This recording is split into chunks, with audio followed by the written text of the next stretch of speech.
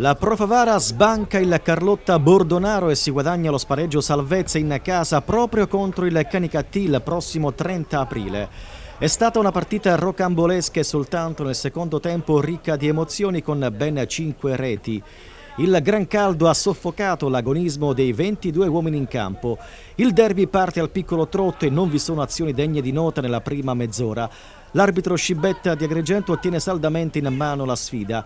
I giovani della Pro Favara corrono di più ma si smarriscono sul più bello quando ci sarebbe da centrare lo specchio della porta. L'esperto Canicattì potrebbe passare in vantaggio al 38esimo con Bonvissuto ma si rimane sullo 0-0. Al 42esimo la Pro Favara replica con Cambiano che timbra il palo. Il primo tempo non regala altre emozioni, pari giusto dopo i primi 45 minuti. Nella ripresa, complice la stanchezza, le squadre si allungano pericolosamente, le difese vanno in bambola e si assiste al festival del gol. Al secondo minuto il Canicattì sblocca il risultato con il neoentrato Di Maria con un bel colpo di testa.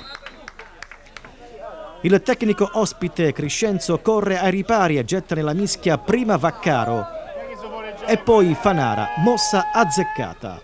La Pro Favara si catapulta nella metacampo avversaria e sfiora ripetutamente il gol. Al 13esimo Valenti impegna severamente Loretta. 60 secondi dopo arriva il pareggio firmato dal neoentrato Fanara. Entra anche Cusumano e la Pro Favara segna ancora al 31esimo con Fanara, autore di una doppietta. Nel finale vi sono altri clamorosi colpi di scena. Al 42esimo il Canicattì acciuffa il pari con Alù che batte Rizzuto. Ma al 43esimo ci pensa Cambiano con un pregevole gol a regalare la vittoria alla Pro Favara.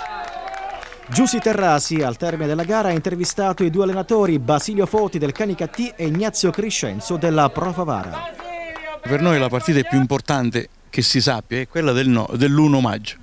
Quindi da qui, se noi ci facciamo il sangue avvelenato, è ovvio che non facciamo niente. Poi c'è la Pasqua e ancora abbiamo il sangue avvelenato. Poi c'è anche la preparazione perché ora loro devono fare, i miei giocatori devono fare la preparazione. Noi ci prepariamo perché i titoli sportivi sono play-off, play-out, retrocessione, promozione, restare a metà classifica. Questo. Tutto il resto non ci sono qua soldi in mezzo, non c'è niente. C'è solo l'aspetto del campo. Il campo ha dato un verdetto, io lo accetto. Benissimo, e non accetto quello del pubblico. Quindi la squadra con quale umore affronterà questi play-out? Il morale è quello che io spero che da questa partita noi non abbiamo tratto niente di negativo, solo il risultato numerico, però sul piano della condizione io ho potuto vedere la squadra, sul piano dell'organizzazione ho potuto vedere la squadra perché io avevo 5 persone diffidate e le ho tenute fuori, in maniera che nel momento in cui io non mi saltano queste persone posso mettere il meglio della mia squadra.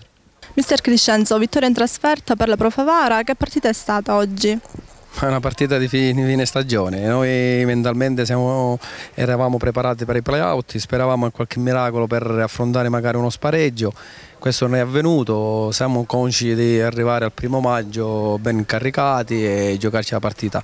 Affronteremo di nuovo il Canicattì, questa volta in casa. Quindi sarà una partita completamente diversa, oggi sia noi che loro sicuramente abbiamo cercato di fare riposare qualche giocatore perché era diffidato, in modo da arrivare al completo alla partita, diciamo così, spareggio.